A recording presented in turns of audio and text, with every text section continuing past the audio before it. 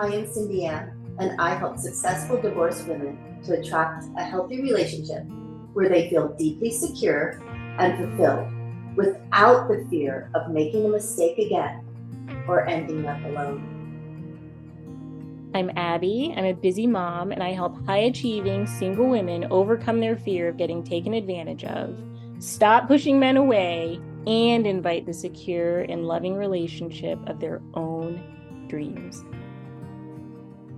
I'm Emma, and at 46, I attracted my first healthy relationship after overcoming my chronic people pleasing. I now help successful single women to find the loving and committed relationship they have always desired. Join us for coffee and coaching conversations, where three experienced coaches answer your love and dating questions. See you there.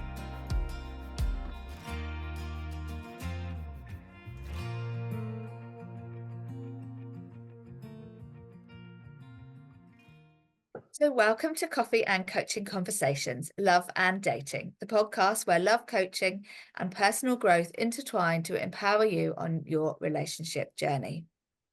I'm Emma, and I'm in London, and I am with cindyann in Seattle and Abby in the Midwest. And today we are really excited to talk to you about limiting beliefs. Now, this is a massive topic, but for me, there's kind of probably three main sort of areas.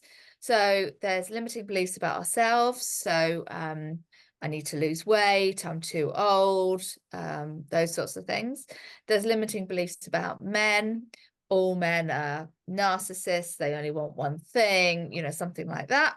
Or limiting beliefs about the situation. So I live in too small a town for there to be any good men, that sort of thing. So, like, as I said, massive topic, but three main areas. So, ladies, who wants to start, and what do you have to say about limiting beliefs? I know we've all struggled with them ourselves. I can jump in. Oh my gosh, I love how you introduce that, because I think there's so many ways that even one person can have, it's like we don't always necessarily focus on ourselves. We don't always necessarily, it's not always one thing.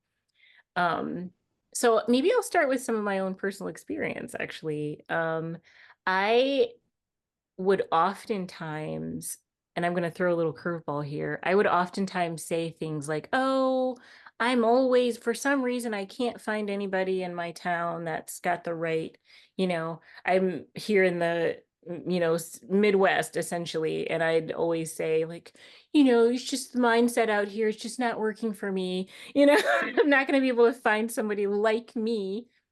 And I would consistently get into long distance relationships that didn't work. And not to say that there's anything specifically wrong with long distance, but I would use that as something. It would be like a barrier for me to being able to actually get into the relationship that I wanted. And so I'd be like, oh, it's just not working out. And there we go. I guess I'll get back on, the dating apps.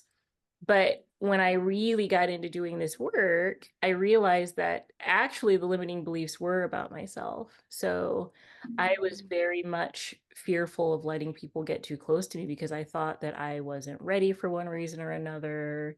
Um, I thought that my life, there were aspects of my life that just weren't together. I needed to do this first and this first and this first. And I wasn't really owning it and sort of cognizant of the fact that that's what was there. So the reality of it was that I thought that, I needed a different financial situation. I needed a different job. I didn't like the work I was doing. And I just was like, I gotta get this done. I had something in my head about my living situation, like I needed a house or, and I didn't, which looking back on, I keep thinking like, it's just the thing. But I would say to any woman, and you all can chime in and kind of what you think about this too, is that I would say that it's really valuable to step back and put yourself in a space where you envision what you want, like an actual, like really close relationship. And when that fear comes up, that first instinctual fear is usually where your limiting belief really lies. You know, for me, it was there. It was like I sat back and I think it would be this sort of fear of being really seen for who I was and where I was in life, you know. So it would always put the like sort of the real that real belief, the heart of it would really come up, as opposed to like, "Ugh, I just can't find anyone in my town. I mean, you know, it's Yeah. just gonna, you know, I can't get close to anyone." So Yeah. yeah, what are I both? love that. I love that because I think it's true. We often disguise things that we're really scared about ourselves. And, you know, there's a lot of work to kind of pick what's really, really going on. So, yeah, I love how you kind of said, like, use that as a way to really figure out what it actually was, because it's so easy to have excuses, isn't it? But yeah, great. No, really good. Cindyann? I think where I want to come from on limiting beliefs is I'm not worthy. I'm not worthy of this relationship because I don't know how to have one, because my parents didn't model a good relationship for me. I'm not worthy of a relationship. This is with two of my clients right now. I am not worthy of a relationship because I've never had one, um, except for friends with benefits. And I've never truly had a relationship. So I don't even know what to do and how to do and where to be. And I don't know anything about it. So their limiting beliefs come, I'm 50 years old, and the other one, I'm 55 years old. And I don't know. I, I, I, I don't, I don't know how to do this. So help me, girls. Where do you think this is? This is coming from, self-esteem Yeah. and lack of role model, but it's also coming from, and they're being very authentic and pure that they don't know. I do. I Yeah. think you kind of got to you're kind of getting at the heart of it, that it is there's that sense of unworthiness that oftentimes comes from the experiences that we've had. You know, we Yeah. always talk about our childhoods. It's like you always end up going back, but it's Yeah. those sort of early experiences of rejection or feeling like we weren't enough for one reason or another, or feeling neglected emotionally and, what have you. So I think at the heart of it, oftentimes it really is internal. Like the deeper feelings are more about us than they are about the man or the situation or different things like that. And we just sort of paint a picture, or like Mhm. Mhm. of of what we want. But I don't know. I mean, what do you think about that, Emma? Especially since you brought those up. I'm really curious, like the different ones. What do you? So yeah, I think I agree. I think so much of it is down to your childhood. I really do, because so often we don't feel seen or we don't feel worthy, and often it's unintended by the caregivers, but that is kind of what happens. And I think people are becoming more and more aware of the impact they can have, which is great, because it means they can then, change how they parent and things like that. So I think that's really good. But I mean, I can relate to what you were saying, Cindyann. I mean, I'm the relationship I'm in at the moment, which is amazing. I often find that I'm like, oh, well, that's a new situation. How do I feel like that about that? What am I going to do there? And I can like feel the growth, because I'm kind of learning the whole time, and he's so patient and good with me. It's brilliant. But yeah, but I think, well, for me, it's about kind of looking at what you can do to build on your self-esteem and your self-worth. So Yeah. like different people are going to respond to different ways. I mean, a lot of people like affirmations, Yeah. that kind of Yeah. thing. For me, it's kind of looking for the evidence where you are. That may not be in your love life, that may be in your work life, it may be in certain friendships, it may be in your role as a mother, if they're mothers. but there will be places where they do feel good enough. So it's about tapping into that. It's about getting feedback from people that you think will give you honest, constructive, loving feedback. And those sorts of things, just as a starting point, I think, just to kind of, build up that self-esteem and work out where, I hesitate to use the word gone wrong, but where are the points where it hasn't worked? So what can you do to address that? Mm-hmm. Yeah, and that's exactly what I wanted to say was, I mean, I think you read my mind, Emma. Was like, okay, so then what do we do? What do we do with our beautiful women that do have these limiting beliefs? And then I was even thinking, that's why I opened it up, like, come on, girls, help me with this. And then for you to say, give, things to do, like go to areas that you're good at in life and fill your cup that way. And then go to and then also going to affirmations, because then that's what struck the chord in me, is that I had to do the affirmations. So in my process of beginning to do the work on how to heal my inner little girl, I started the I am I am good enough. I am worthy. I love my neighbors. I love my children. I love the people around me. I live this amazing, blessed life. All these things, I had to do all these constant affirmations. And I would do them and do them and do them. And it was crazy, but it built up that hole Yeah, and led that. me to my long-term permanent, live-in relationship. Yes, I love that. And I like the kind of, so I'm just going to reflect back because I think they're both so good that, well, when you talked about the affirmations, just reflecting back for listeners that these are real things. So oftentimes people will talk about, oh, affirmations. It's like, I just have to make up stuff that's not really real, or it's not actually true, or things that I really want.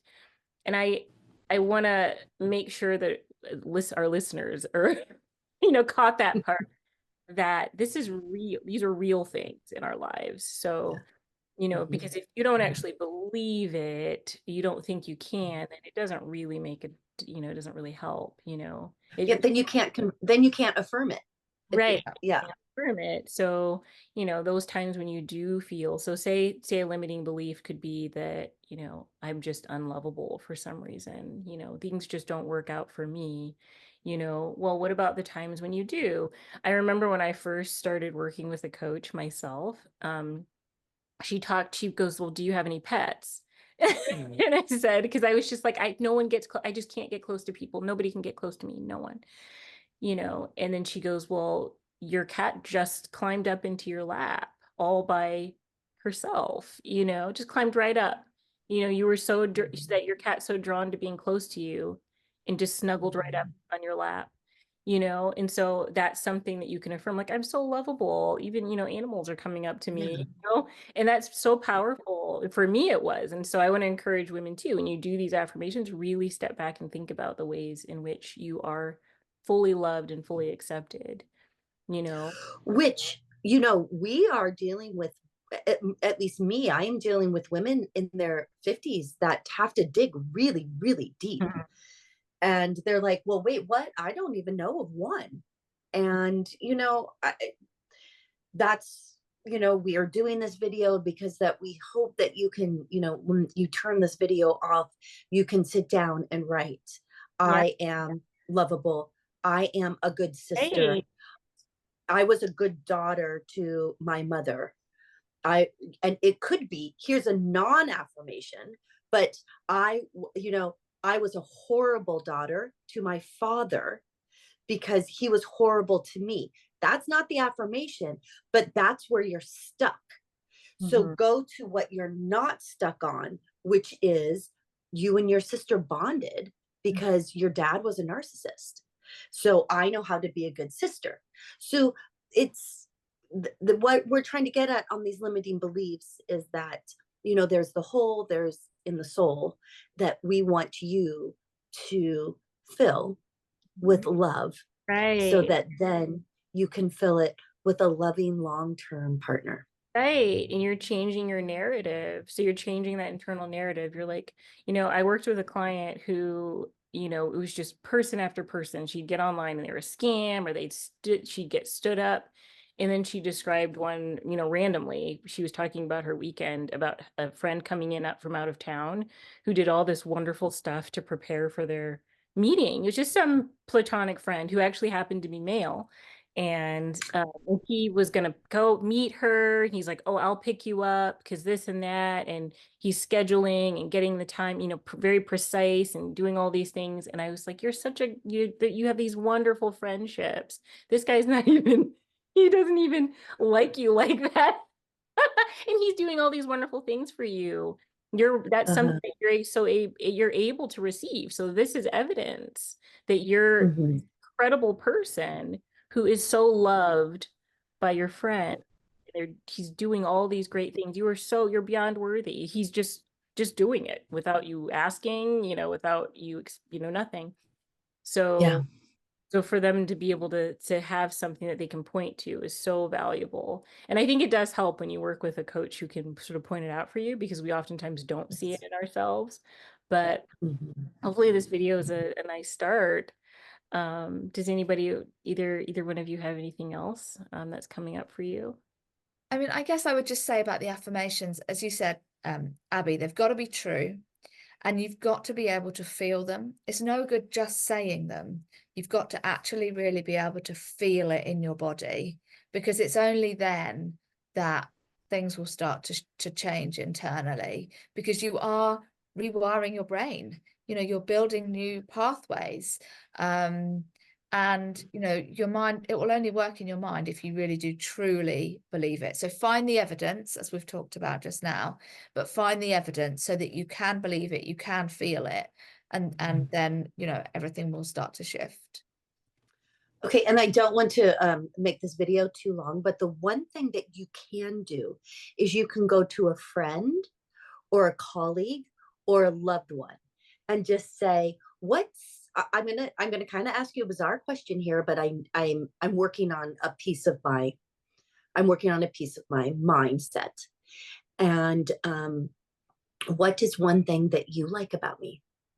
What is one thing? Okay, and sometimes you might have such low self-esteem that all you can say is, what's something that you can tolerate about me? So give me something that you tolerate about me, something that why when you see me at work, you're like, oh yeah, no, you're great because you always like step in. And when, there's this little piece that needs to be done, you have no problem saying, I'll do it. So, and then just let that be your affirmation right there. I step in, I'm a go-getter. I help people. I'm a team player.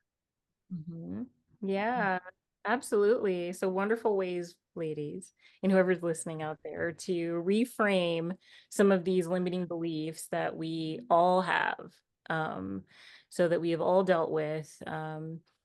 So I hope that you find some value out of this great talk. So we gave you some great things to chew on and some first steps for ways to step away from limiting beliefs and into some really positive affirmations in your life. So if you'd like to find out how to break through your specific barriers to experiencing the love you've always wanted, be sure to click on the links in the description below to schedule a free one-on-one breakthrough session with either one of us. We'd absolutely love for you to be able to receive the loving, long-term relationship that you've always wanted. And we are looking forward to seeing you in the next episode. Bye. Bye. Bye.